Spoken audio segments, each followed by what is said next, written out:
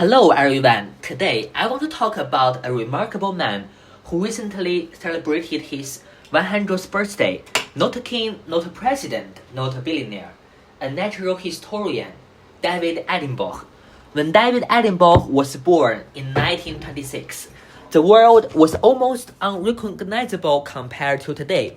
The Second World War has not yet begun. Television was still in its infancy and not a part of everyday life. Computers did not exist. The internet was unimaginable. The global population was around 2 billion people.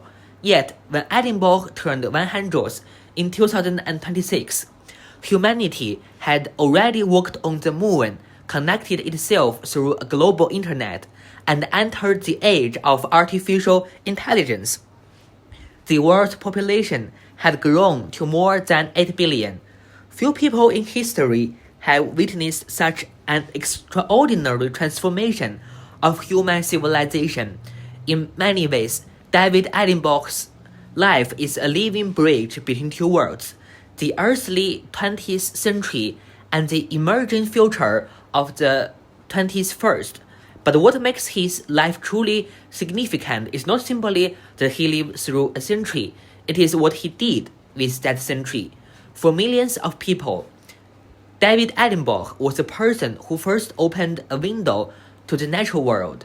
Before the age of streaming, smartphones, and social media, most people would never see the Amazon rainforest, Antarctic penguins, deep-sea creatures, African savannas, or coral reefs with their own eyes.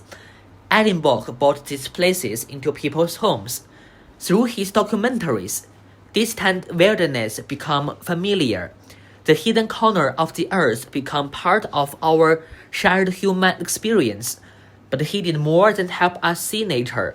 He helped us to understand it. His documentaries were never just collections of beautiful animal footage. They told stories like why penguins cooperate, why do wolves hunt in packs, why do birds migrate across continents, how do entire ecosystems maintain balance. Through these stories, Attenborough introduced generations of viewers to the interconnectedness of life.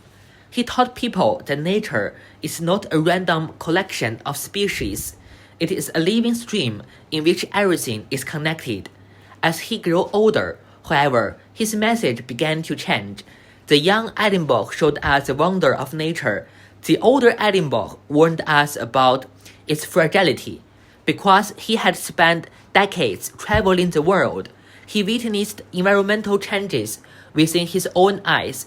He saw forests disappear. He saw coral reefs bleach. He saw glaciers retreat. He saw species vanish forever. And so his documentaries gradually become more than celebrations of the natural world. They become testimonies, a record of what humanity risks losing. What is remarkable is that he delivered this message without anger, without shooting, and without preaching. People trusted him, partly because of his scientific credibility, partly because of his extraordinary storytelling ability, but perhaps most importantly, because he spent decades earning that trust. He never spoke to audiences as if they were students being lectured. Instead, he invited them to look, to observe, and to wonder. When David Attenborough said, "Look at how people our world is," people listened. And when he later said, "Look at what is happening to our world," people listened as well. That is a rare kind of influence.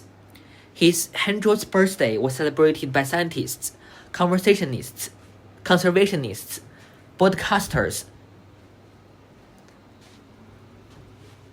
members of the British royal family, and ordinary people around the world. But I think the celebration was about more than one individual.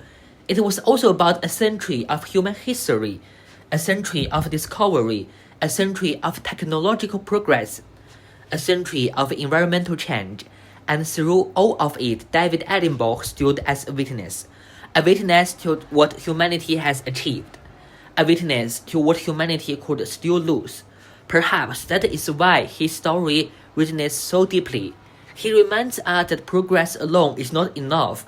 As our technology grows more powerful, our responsibility grows as well. The earth that amazed him as a young man is the same earth we have inherited today. The question is whether future generations will be able to experience the same wonder as us. David Attenborough spent 100 years helping humanity see the planet. What we choose to do with that vision is now up to us. Thank you for listening. This is today's program.